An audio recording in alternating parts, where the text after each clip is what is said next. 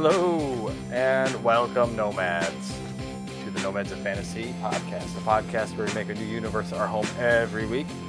This is a special episode, a quick review of Guardians of the Galaxy. I am Groot, the captain of the Bowie this week. With me, I have my trusty co-pilot, Brandon. Kill a few people. Kill no people. Kill one guy. One stupid guy no one cares about. And also we have Eric. I love you guys. I love you guys. This is Vin Diesel's best acting performance of his career. Groot's first words, other than "I am Groot." Yeah, it was a very touching episode or movie, but with Volume. Volume. We have the closing of the Guardians of the Galaxy series, which we all just recently watched. It came out on streaming just recently on the old Disney Plus. Yep. This is a newer one. Came out April of this year, 2023. So it's 5 months old, 6 months old. I think it was pretty well received all around as far as Marvel movie goes these days. Oh yeah. I think a lot of the Marvel fans, even the ones that are kind of like, yes, I think everybody liked this one. Everyone's a little more critical. Ever since the Avengers stuff, the whole Infinity series, everybody's been a lot more nitpicky about their superhero stuff. I think everybody's just kind of sick of the formula getting repeated over and over again, but I don't know. Well, you guys like Marvel stuff. My mom is a big Marvel fan, and she went to see this in the theaters. Nice. And she says this is the best Marvel movie, hands down. Oh, okay. Oh. It was one of the most emotional, I think. Yeah, I mean, she said, her favorite, I think Guardians are her favorite Marvel characters, so she was already kind of going in with the preconceived notion that it was going to be good. But I mean, I kind of share her same opinion. Like, Guardians, I think in the MCU at least, are some of my favorite characters. Just from a character standpoint, a lot of the characters in the MCU can either just be like either over the top. I mean, Brandon, we can get into it in a little bit, but Brandon had a problem with the villain in this movie. That's me personally. One note. Yeah. So like some of the characters in the Marvel universe can be one note or a little boring or predictable. But I think the Guardians, because they're an ensemble, they all work together and play off each other. I think that's what makes them so likable. But they weren't as well known as a lot. It's not like fucking Spider-Man again, or like Iron Man. People didn't really know. Like, they're more of an unknown quantity, which I think that is why they became so popular so quickly. Because I mean, casting was good with this crew, though. Like, these guys all are those characters. Like by the third movie and all the other movie, the Avengers movie and stuff like that. Like, they have played these roles almost to perfection as far as like what they're gonna do with it. Yeah. And it was just very cozy. They got good chemistry, yeah. I was gonna say the chemistry between them, like the characters, and you can tell just the actors have been working together so long that the script worked well with that chemistry. Like, whose movie is it? I was like, well, it's this, but it's like it's everyone's. I still feel like from Mantis to Rocket, everyone gets their moment in this movie. Yes, which is so hard to do, I think, and for a third movie. They've added all those characters. You're tying together a lot of strings. You got to put together the end of everybody's storyline. Like, everybody's got to be somewhere doing something by the end of it. Like, you got to make sure that everybody has their little send off, which is, I don't know, partly like it was like kind of a bittersweet ending. I don't want to. Absolutely. We're gonna get into spoilers. We don't have to jump into there now, but but what are we saying though? That like we think this is the strongest of the three? I haven't seen the first. I've only seen each of them once, so I'm not the biggest comic guy. But I've seen Guardians of the Galaxy, like the first Guardians of the Galaxy movie, like probably more than any other MCU movie at this point. Okay. Who's the villain in the first one? I can picture the dance that he does at the end. Ronan the Accuser. Ronan the Accuser. Yeah. Okay. All right. But that is probably my favorite MCU movie. Okay. And yeah, it was kind of like that was a high for me. Guardians 1. Volume 2 I've only seen once, and the first time I saw it I was like, nah, I wasn't really as into it. It gets better on repeat watches, I think. I feel like I want to watch it again. Opening and closing I thought was really good in it. I want to watch it again after seeing this one, because it's been so long since I saw it. Like, my wife and I watched a recap of the second movie before we went into this movie just to get a refresher on what happened. Yeah. And a lot of shit happens in the second movie that I forgot about. Yeah. The whole thing with Ego and all that. Yeah. Peter Quill's background and everything. Yeah. So. Starts to get emotional then. The first one was more like just like fun, shoot 'em up, save the planet, wisecracking shit. And the second one's, you get that father figure story for Star-Lord. And then this one, everybody's got some baggage. But I don't know. I found it to be a bittersweet watch because that it's probably the last time. We know that Dave Bautista doesn't want to be playing Drax forever, and I'm sure the girls don't like being in full body paint to shoot this thing constantly, which I don't know. I think that'd be fun. I don't want to hear that because like I just got done watching Indiana Jones and he's like 7 years old. I'm like, Harrison Ford can still play that character and I like it. I'm like okay with him being old and playing the character. And like I was thinking about how Batman keeps getting rebooted. I'm like, why can't we just have an old Batman movie? Like let him be old and guiding like a next generation. Like it's always a young guy, so it's like these actors make a lot of money. They've only done. I mean, what they're doing is a lot, but come on, like that's what I love about Marvel is the actor that they got in the first one. I mean, Hulk they struggled with, but like, they really locked in these guys, like Robert Downey Jr. Well, I'm guessing those are great. Iron Man the whole time. With the way this one ends, we get that classic Marvel stinger at the very, very end that says, Peter Quill will return or whatever.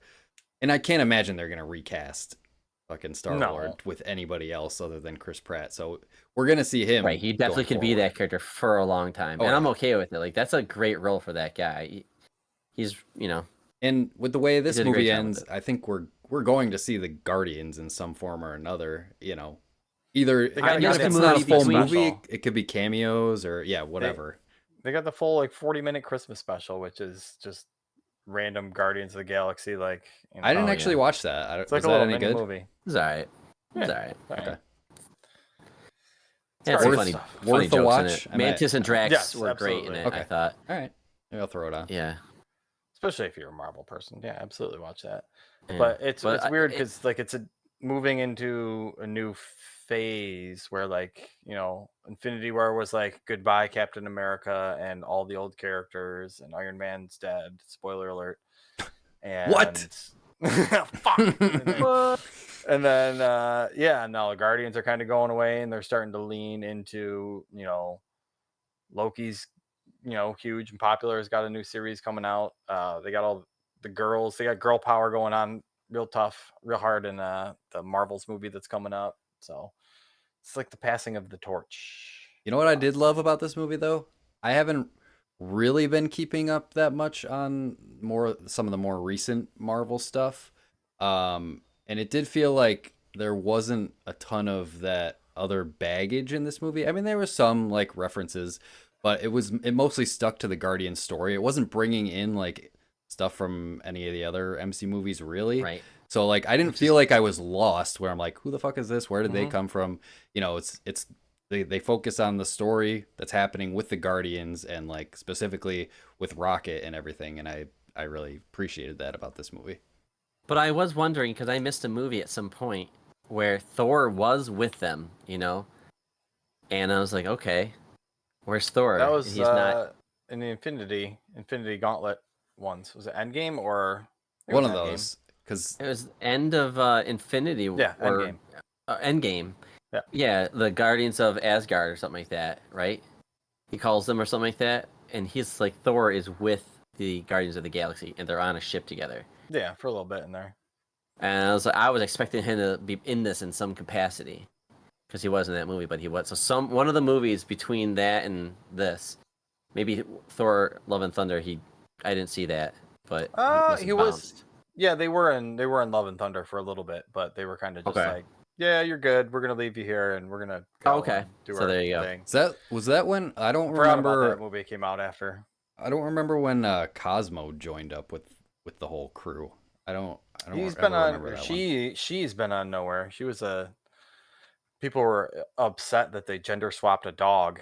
Like, how could you make Cosmo I noticed a a gender good swap, but boy? I did not give a fuck. I It's didn't a even good realize. girl. I Like, didn't yeah. know that it was. I didn't know that it was supposed to be a boy.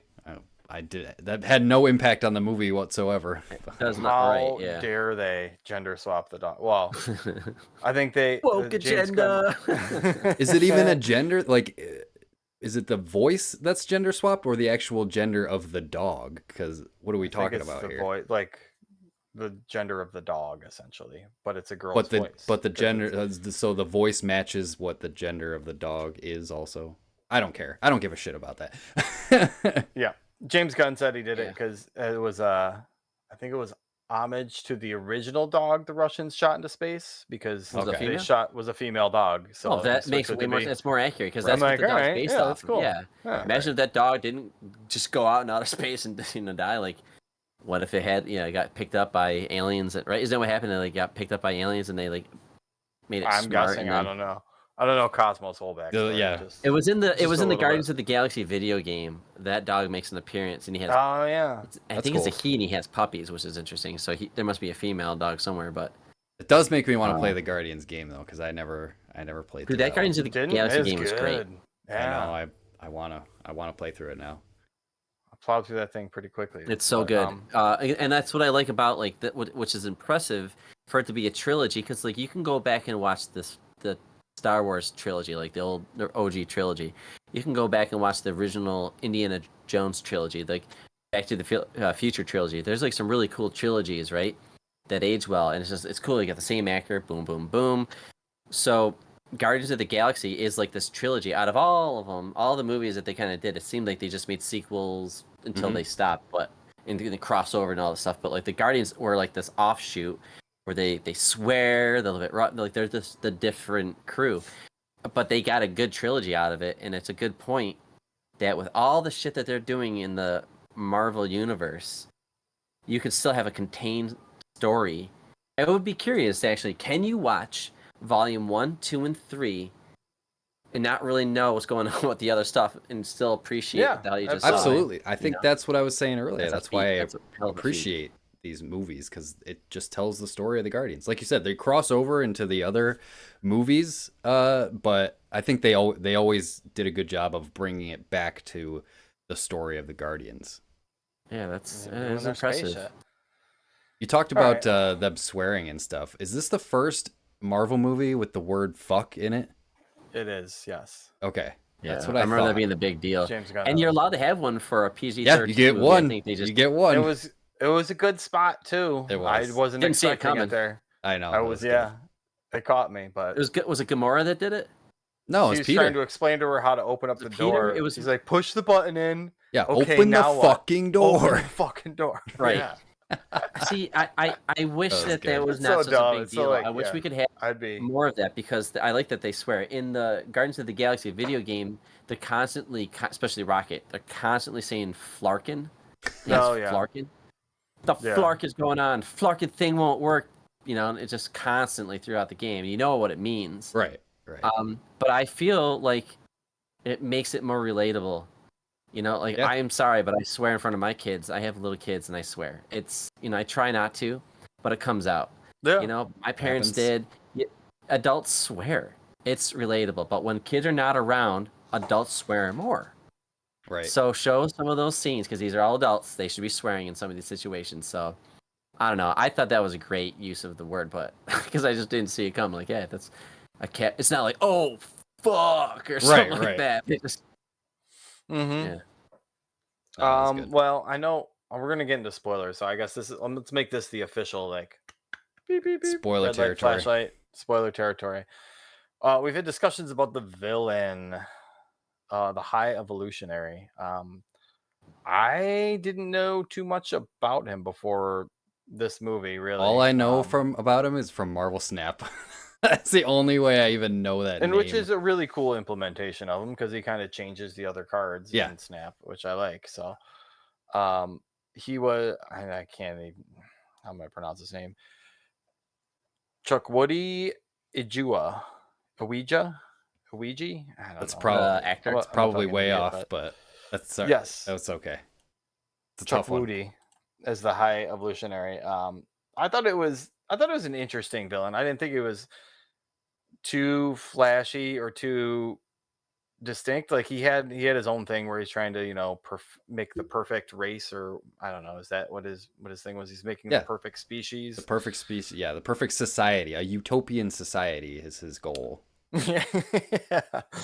Which is weird because he made like Animal Earth, which was just like the dumbest idea. Like I didn't get any. Who would think that would be a good idea? And then I know as Peter and the crew are rolling in to see like an octopus drug dealer selling drugs in an alley to a. That's why I liked it.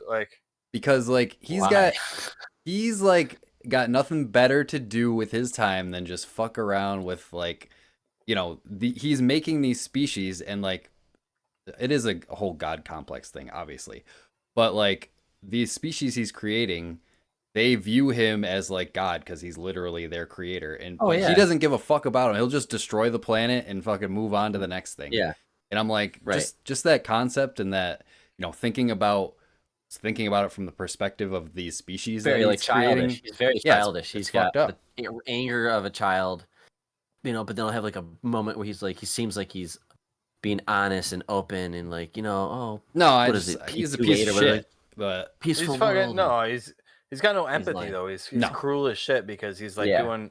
He doesn't care about the animals that he's torturing or fucking tweaking and stuff like that. And I don't know that gets into it. I thought the design of him was cool, but Brandon, you were bringing it up how he's just got no like. I don't know. Pizzazz, I don't know how to put it. I'm not a huge fan of the design of him, but just like the face pulled back thing where he's got like that's fine. It's just the back of the robot head. They did it. It's just like the outfit he was wearing. The face was cool. Yeah, the actor was good. Like he delivered his lines as best he could. The character was kind of just meh to me because I've seen that before, like the God complex thing, whatever. I think it's just the costume. For me, it's like. I like it because, like you said, he has no empathy. He's basically just a pure bad guy. He is one note, but that makes me want to. Child that never grew up. That makes me want to see him because it's coming. You want to see him get his comeuppance. You want to see him get fucked up at the end. Redeemable qualities at all. So you're not gonna feel bad when you see him get blasted into fucking oblivion because you know it's coming. Right. So makes it funnier too. Yeah. Well, he gets stabbed right by Gamora. Mm-hmm. He gets what's coming to him. But do we know why he's all fucked up looking? Like what happened to him?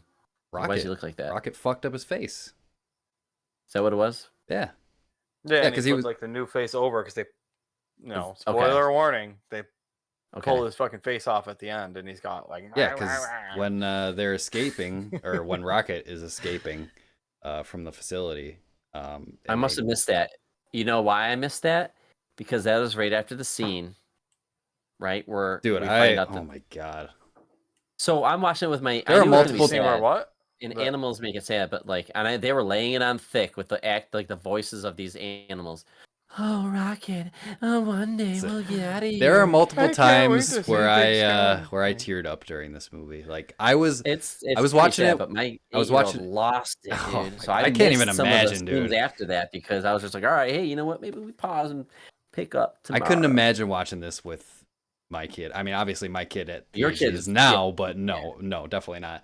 But even like an 8, I could. God, this movie probably has scarred him for life. It's like the robotic body horror like Saw 3 kind of like or like House of a Thousand Corpses. You guys remember that one where like it's fucked up, turning people into circus things and like the visually it's fucking.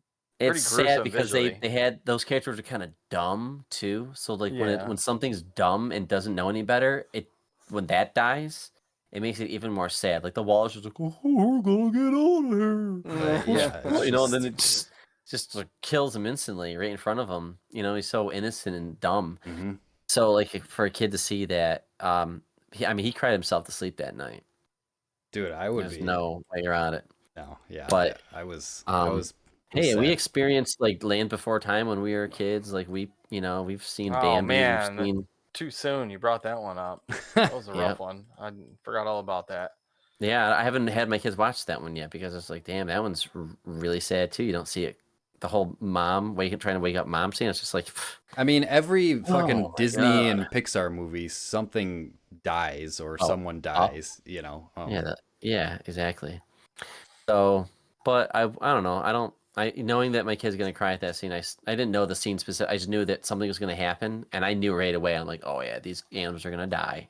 He's gonna kill all these animals. Yep. And they're really playing into these voices and really making you feel for these cute animals. That pathetic too, like the bunny with like the fucked up legs and mask on it. It had like jaws on its face. Like it was all sorts of weird. It's like nightmare fuel. But he's a tough kid. It's a tough world out there, man. So toughen him up with some Toughen Disney up, movies. kid. Watch these fucking animals die. Watch Star Wars Episode 3. You're my brother, Anakin. I loved you. Oh my god, that was rough too. I mean, there was all sorts of other stuff. Like it was a sad one, man. All right, well, that was the High Evolutionary. Talk about Star-Lord's arc through this one, where he's going from like drunk and like super depressed. He's like a widow, dude. Like he lost his significant other. Yeah. And like that Gamora's gone. It's even worse that she's not. It's even worse that she's not actually dead. Like it probably. I mean, obviously it would have been sad if she was dead. But yeah, exactly. She's still here, but she's not. Who she was is completely gone. Version of her. Yep. Yeah. Which she's being kind of like thrown right back at. It's like whoever you think I am, I'm not. Whoever that was, that's not what I am. Kind of thing. It's just like I like the helmet scene. Poor dude. When they're like talking, he like tried to like talk to her, and like everybody could hear. Yeah. And they were talking about the colors. Red is for blue, and blue is for yellow, and yellow is for red. Like duh. Yeah. Sometimes we're talking about the UI. Sometimes the comedy in Marvel movies is a little grating, but I feel like Guardians always has good jokes. Drax was fantastic in this because he's got like I don't know, like not the dummy metaphor, part of him, but like yes, it's always something, and you can even see it in I was watching like some of the outtakes from this, and it's literally just James Gunn like on the mic, like, all right, now say this, and he just hears it in his earpiece, and Drax just has to say it, and like that's how they come up with such great lines. I think it's because it's partly improv. I think. I don't know. It must be. I don't know. His chemistry that he has with his cast and like the team around him Dave filming Bautista, it. Yeah, it's just fucking kills it as Drax. Yeah, he's good. He's done a great job with that character. Yeah, the whole second best friend shit was really good. Second best friend. I forgot about that. Yeah, it was good. And I thought the action, there's some really cool action in this. So yeah, there was. When they're trying to leave that planet that they go, it's like they have like this, and this movie is cool. It had like a 1964, like early 60s sci-fi look with the outfits. Yeah. And then everybody with that kind of haircut. I thought that was so cool, that retro look. But when they had to leave that place and shoot out against all those, who was it? Nathan Fillion, his crew. Yep. Like that was a great scene. I love that. I was like, man, the action's really good. And then there's a long take later on when they go through a corridor, and they have to like fight through all these the hellspawn things. Yeah. Thank you. Yeah. Yep. That was fantastic like choreography, special effects, camera work, and everything kind of came together. Yeah, because they're like swinging around every character. Yeah, like I said, they're not cutting; they're just shifting through that hallway. The storyboarding for those scenes has got to be just like fun as shit. Where you're just like storyboarding. I was thinking about that. How do you storyboard that? Because I want to see it. I want to see that storyboard. Yeah. Do you remember the Avengers? Crazy thing you think. Yeah. Do you remember when all the Avengers in the first Avengers movie, they all were attacking? It's like dun dun dun dun dun. They play the song, and then they're all on the. And the camera goes to everybody. You're like, everybody's like creaming their pants in the theater. Like we finally got to see it. It just happened, and it was coming awesome. together. And it was a long scene, right? Like 12 seconds or something like that. But then this movie, this is like 40 Marvel movies in, and it was just really long and incredible. It was like to see this like where we've come, I was just blown away with because there's a lot of characters in that scene, and it was yeah, I would love to see that storyboard. Yeah, it would be very cool. Let's see. Another part of this movie that I thought was awesome was the music. Well, no, actually, I didn't like this music in this one as much as the first two. It was hit or miss.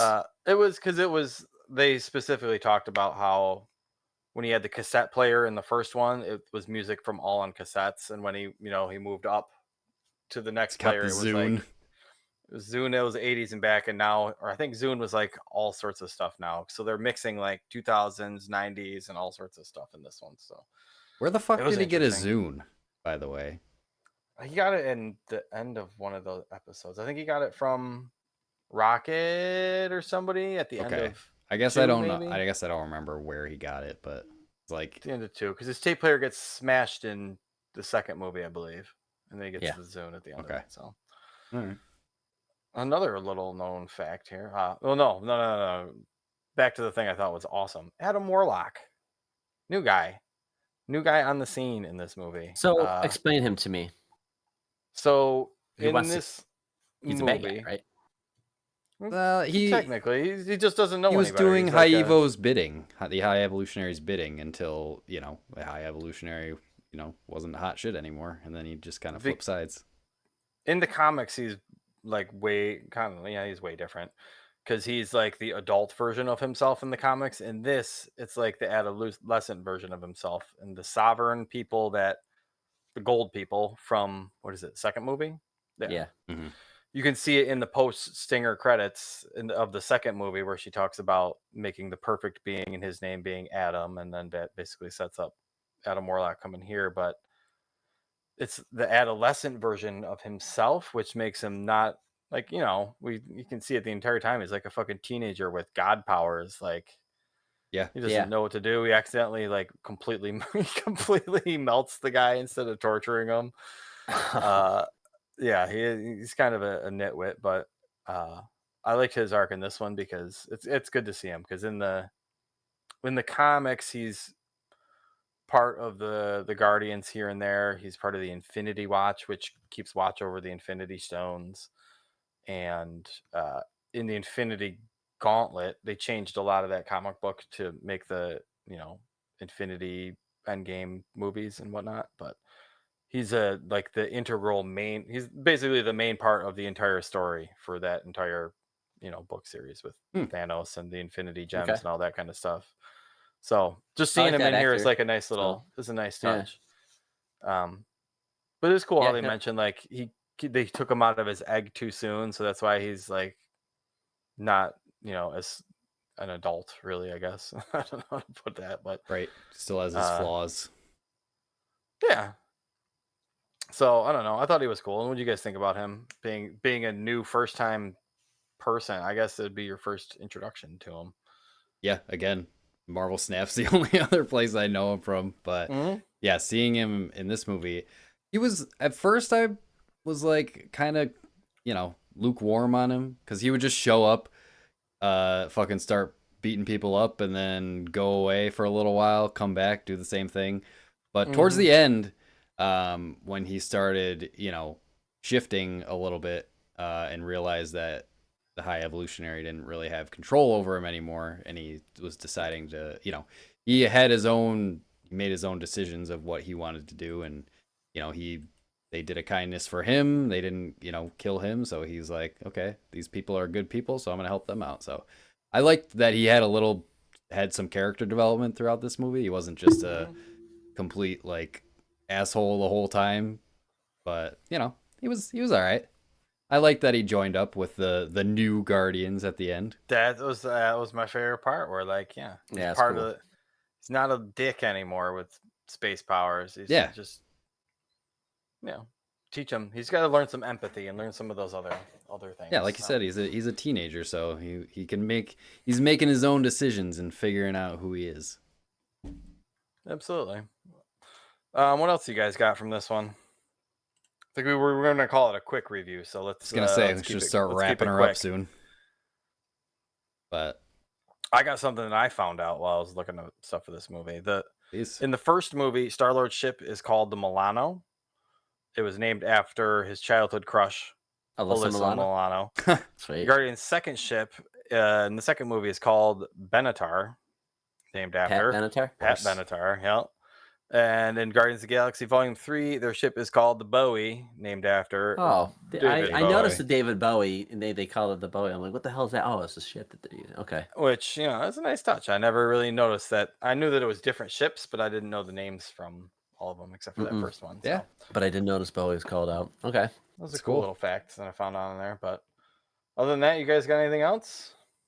You gonna catch the next Marvel? No, is this the end, or are we gonna see a new version now? Like, will they be making more? No, I don't think. I don't think so. I mean, they might make I'm assuming they'll maybe make some cameos in later Marvel movies, like maybe Rocket will show up here and there. Yeah, I don't know what Star-Lord's next story is gonna be because he's on Earth now with his grandpa. So I don't know what his plans are, but they say he will return in some way. He's Schwarzenegger's son-in-law. He's not going to stop just making action movies. Like Arnold is teaching him the ways of Hollywood and how to be an action hero. What? So, yeah. What are you talking about? He is married to Arnold's daughter, Maria Shriver, one of them. Who is? Chris Pratt. Chris Pratt is? Chris Pratt married a Shriver? Chris Pratt wife. Hold on. I'll tell you in a second. And Catherine Schwarzenegger. There you go. Oh, I didn't know that. Okay. Oh, okay. Yeah, Arnold's his stepdad or his father-in-law. I never knew that. Get out of here. You know what I learned though, just real quick, because this is so the dude that was in No Country for Old Men, True Grit, what's that guy? Brolin. Yeah. Josh Brolin. His father is James Brolin. James Brolin's an old actor. But James Brolin married Barbra Streisand. So Josh Brolin, that actor, his mother-in-law is Barbra Streisand. Huh. And it's just weird when celebrity is like that happens. I don't know. That's right. You can imagine Chris Pratt at Schwarzenegger Thanksgiving. Thanos. Same guy played. Yeah. What's that? Like Chris Pratt at the Schwarzenegger Thanksgiving, just showing up with an apple pie. Like, your dad. Hey, come here. I saw your movie. So, are you making more of them? Chris Pratt made a mistake when he left Anna Faris. I don't know. I don't know. Anna Faris seems like a golden sweetheart. I would never do anything to wrong her. Why? Yeah, why? I don't know. Whatever. No. That's a whole different story. All right, let's wrap this up. Yeah, to be continued. If the Nomads will return. Of course we will. Actually, a couple weeks. So we got nothing coming up on the calendar that should be out soon on the Twitters. Eric, if anybody wants to suggest a movie to watch, anything for us to take a look at, how would they get a hold of us? Well, Dave, I'm glad you asked. You can reach us on social media at Nomads of Fantasy on Twitter and Instagram. You can email us, nomadsoffantasy@gmail.com with whatever, questions, comments, games, all that good stuff. You can join our Discord, the nomadsoffantasy.com/Discord. Hop in there if you want to meet some cool people, talk about some games, entertainment, whatever, stuff you're watching, playing, art. Yeah. Art, absolutely. Like art and design. Active Discord. We're always chatting every day. So yeah, come join. Play our game, whatmapgame.com, if you like guessing video game maps. But I think that's pretty much all we got for you for our Guardians of the Galaxy Volume 3 quick review. Hope you enjoyed it. Watch it on YouTube, youtube.com/@nomadsoffantasy. If you want to see the video version to see our beautiful faces. But other than that, as always, safe travels, Nomads.